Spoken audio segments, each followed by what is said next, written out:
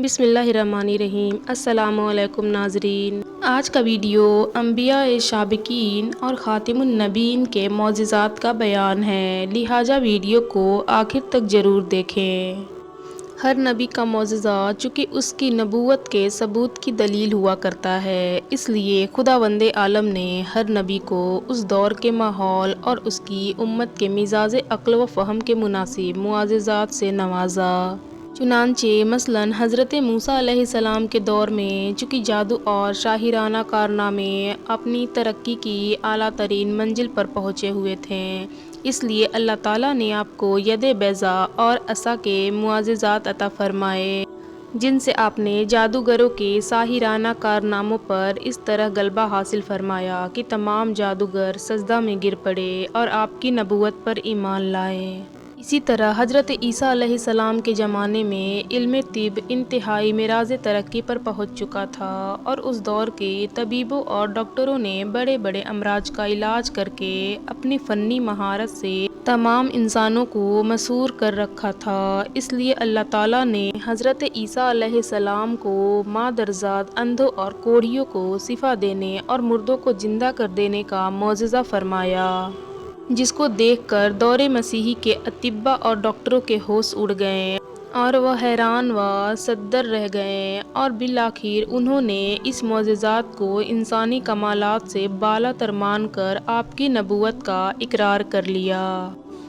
اسی طرح حضرت صالح علیہ السلام کے دور بعثت میں سنگت راشی اور مجسمہ سازی کے کمالات کا بہت ہی چرچا تھا، اس لیے خداوند قدوس نے آپ کو یہ معجزہ عطا فرما کر بھیجا کہ آپ نے ایک پہاڑی کی طرف اشارہ فرما دیا تو اس کی ایک چٹان شق ہو گئی، اور اس میں سے ایک بہت ہی خوبصورت اور تندرست اونٹنی اور اس کا بچہ نکل پڑا، اور آپ نے فرمایا حاذی ناقۃ اللہ لکم آیۃ، یہ اللہ کی اونٹنی ہے جو تمہارے لیے معجزہ بن کر آئی ہے۔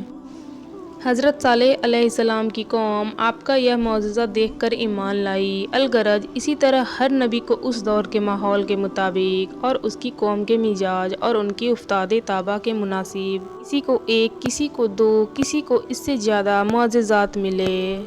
مگر ہمارے حضور نبی آخر الزماں صلی اللہ تعالیٰ علیہ وسلم چونکہ تمام نبیوں کے بھی نبی ہیں، اور آپ کی سیرت مقدسہ تمام انبیاء علیہم السلام کی مقدس زندگیوں کا خلاصہ اور ابدی دین لے کر تشریف لائے تھے، اور عالم کائنات میں اولین و آخرین کے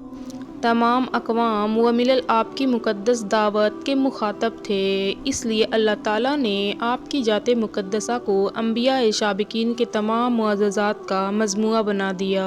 اور آپ کو قسم قسم کے ایسے بے شمار معجزات سے سرفراز فرمایا جو ہر طبقہ، ہر گروہ، ہر قوم اور تمام اہل مذاہب کے مزاج عقل و فہم کے لیے ضروری تھے۔ اس لیے آپ کی صورت و سیرت، آپ کی سنت و شریعت، آپ کے اخلاق و عادت، آپ کے دن رات کے معاملات،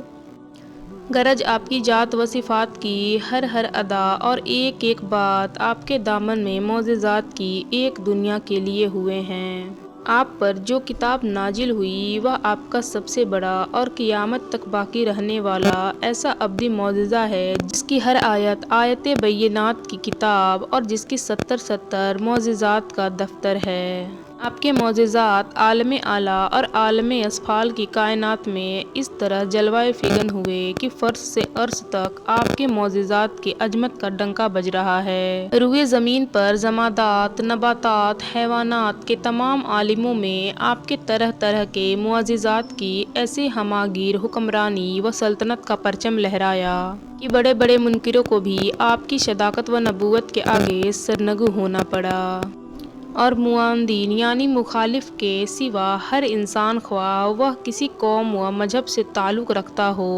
اور اپنی افتاد طبع اور مزاج عقل کے لحاظ سے کتنی ہی منزل بلند پر فائز کیوں نہ ہو، مگر آپ کے معجزات کی کثرت اور ان کی نوعیت و عظمت کو دیکھ کر اس کو اس بات پر ایمان لانا ہی پڑا کہ بلا شبہ آپ نبی برحق اور خدا کے سچے رسول ہیں۔ خدا کی جسمانی و روحانی خداداد طاقتوں پر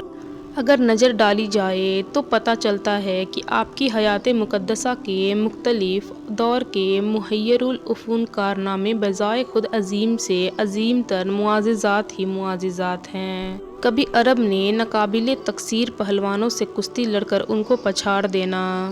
کبھی دم جدن میں فرش زمین سے سدرۃ المنتہا پر گزرتے ہوئے عرش معلیٰ کی سیر، کبھی انگلیوں کے اشاروں سے چاند کے 2 ٹکڑے کر دینا، کبھی ڈوبے ہوئے سورج کو واپس لوٹا دینا، کبھی خندق کی چٹان پر فاوڑہ مار کر روم و فارس کی سلطنتوں میں اپنی امت کو پرچم اسلام لہراتا ہوا دکھائی دینا، کبھی انگلیوں سے پانی کے چشمے جاری کر دینا، کبھی مٹھی بھر کھجور سے ایک بھوکے لشکر کو اس طرح راشن دینا